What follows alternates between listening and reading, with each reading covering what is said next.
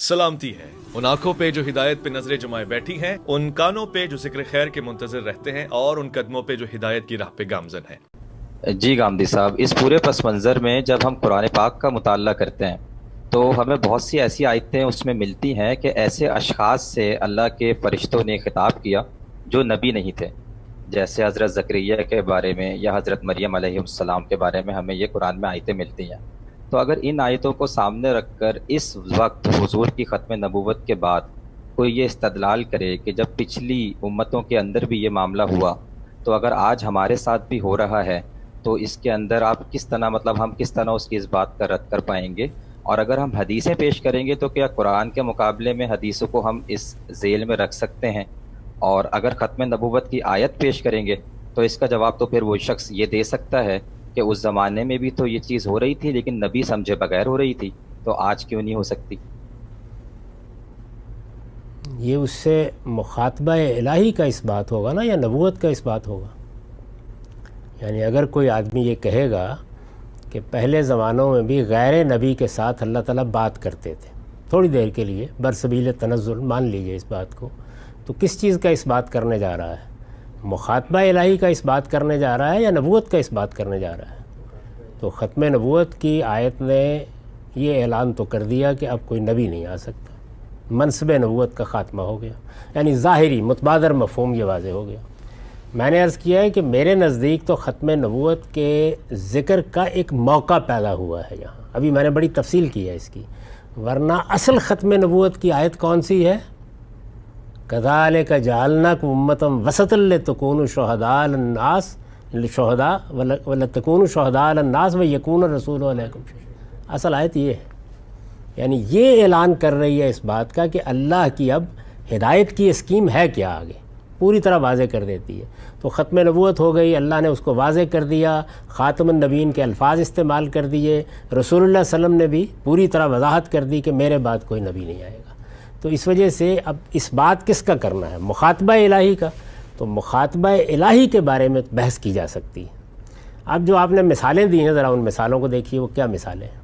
یعنی ہم بعض اوقات مثالوں کا یا واقعات کا تجزیہ کیے بغیر ایک تعمیم کر دیتے ہیں۔ خضر کے واقعے کے بارے میں آپ کو معلوم ہے کہ محقق علماء یہی رائے رکھتے ہیں، میرا بھی یہی رجحان ہے کہ یہ سارا واقعہ کارکنان قضاء و قدر کا ہے، اس کا کسی آدمی سے تعلق ہی نہیں۔ خود مولانا سید ابو اللہ صاحب مودودی نے اسی رائے کو ترجیح دی، قدماء میں سے بھی بہت سے لوگ اسی کو ترجیح دیتے ہیں، بلکہ میں نے تو اس سے آگے جا کر یہ لکھا ہے کہ قرائن بتاتے ہیں کہ یہ واقعہ بھی سیدنا موسیٰ کو رویا میں پیش آیا ہے۔ یعنی اللہ تعالیٰ نے فرشتے جو کچھ اس دنیا میں کر رہے ہیں اس سے پردہ اٹھا کے دکھایا ہے، تو وہاں کسی آدمی پر وحی ہونے کا تو کوئی سوال ہی نہیں ہے۔ اچھا، جن لوگوں نے خضر کو انسان مانا ہے، یعنی فرشتہ نہیں مانا، انہوں نے بھی اس کی توجیہ یہ کی ہے، جیسے مثال کے طور پر استاذ امام نے کہ وہ نبی تھے، یعنی نبی مانا ہے ان کو، تو اس لیے اس کو تو مثال میں پیش نہ فرمائیے۔ باقی جو دو خواتین کا آپ نے ذکر کیا ہے، دونوں کو کوئی وحی، کوئی مخاطبت انڈیپینڈنٹ حاصل ہی ہوئی، پیغمبر سے متعلق حاصل ہوئی۔ وہاں تو پیغمبر محور ہے، یعنی حضرت موسیٰ کی پیدائش ہوئی ہے تو ماں بھی محبت بن گئی ہے، حضرت مسیح آغوش میں ڈالے آنے والے ہیں تو سیدہ مریم بن گئی ہے، تو وہ تو نبوت کا پورا سلسلہ ہے۔ لیکن تھوڑی دیر کے لیے مان لیجئے کہ اللہ تعالیٰ بعض دوسرے لوگوں کی بھی رہنمائی فرماتے ہوں گے، تو یہی تو حضور بیان کر رہے ہیں۔ یعنی خود آپ کی وہ روایت بتا رہی ہے کہ اس سے پہلے اگر یہ بات کا کوئی امکان تھا بھی تو میرے بعد ختم ہو گیا۔ اور میں نے عرض کیا کہ ختم ہونے کی وجہ کیا ہے؟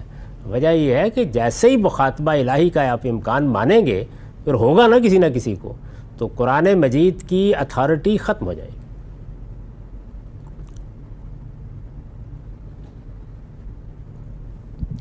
ہم سے بھی سوال ایک موصول ہوا ہے، اس لیے میں یہ رائے رکھتا ہوں کہ ختم نبوت کا انکار کفر ہے، اسی لیے یہ رائے رکھتا ہوں، اسی اصول پر اس کو کفر قرار دیتا ہوں، جس طرح اللہ تعالیٰ نے حضرت مسیح کو اللہ کہنے پر کہا ہے کہ لقد کفر الذین کفروا، لقد کفر الذین قالوا، کہا ہے نا کہ مسیح اللہ ہیں، جن لوگوں نے یہ کہا انہوں نے کفر کیا۔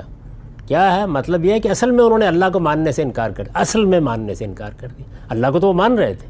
تو اسی طرح جب آپ ختم نبوت کا انکار کرتے ہیں تو اصل میں آپ قرآن مجید کو، رسول اللہ صلی اللہ علیہ وسلم کو اس حیثیت سے ماننے کا انکار کر دیتے ہیں کہ اب قیامت تک وہی دین کی فائنل اتھارٹی، یہ انکار ہو جاتا ہے اس کے نتیجے۔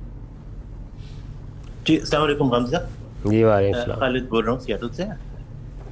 ایک سوال یہ تھا کہ ابھی ہم بات کر رہے تھے نبوت کی اور خاتم النبیین کی، جہاں تک بات ہے کفر کی، مطلب جب ہم کفر کو ڈیفائن کرتے ہیں تو وہ ہم توحید کی بیس پہ کرتے ہیں کہ مطلب جو اللہ کو مانتا ہے یا اللہ کے ساتھ شریک کرتا ہے، یا اس میں نبوت کا پہلو بھی جو ہے وہ اس کے ساتھ جو ہے وہ لنکڈ ہے؟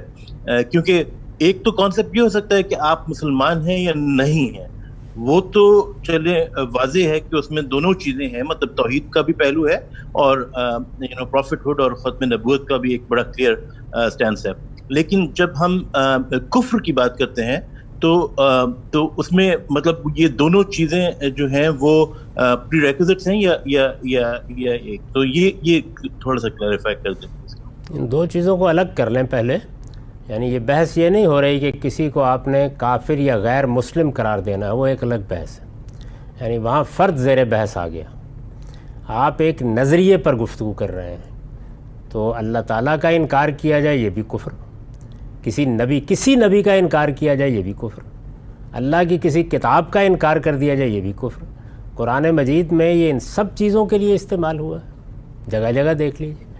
یعنی اللہ تعالیٰ کا انکار آپ کریں گے تو قرآن مجید یہ کہتا ہے کہ یہ آپ نے کفر کا ارتکاب کیا۔ کفر کا مطلب ہے انکار کرنا۔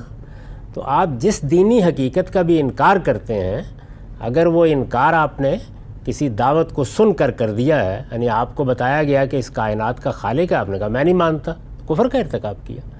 تو جو ایمانیات رسالت باب صلی اللہ علیہ وسلم نے بیان کیا اور جو قرآن میں بیان ہوئے ہیں حدیث جبریل میں، انہی کا خلاصہ آپ نے کیا ہے کہ 5 چیزیں ہیں جو ایمان میں شامل ہیں، یعنی اللہ پر ایمان، اللہ کے فرشتوں پر ایمان، اللہ کی کتابوں پر ایمان، اللہ کے نبیوں پر ایمان، یوم آخر پر ایمان۔ ان میں سے کسی بھی چیز کا انکار کیا جائے گا تو یہ کفر ہوگا، یعنی نظریے کے لحاظ سے کفر ہوگا۔ انکار کرنے والا کافر ہو گیا، وہ بالکل ایک دوسری بحث ہے۔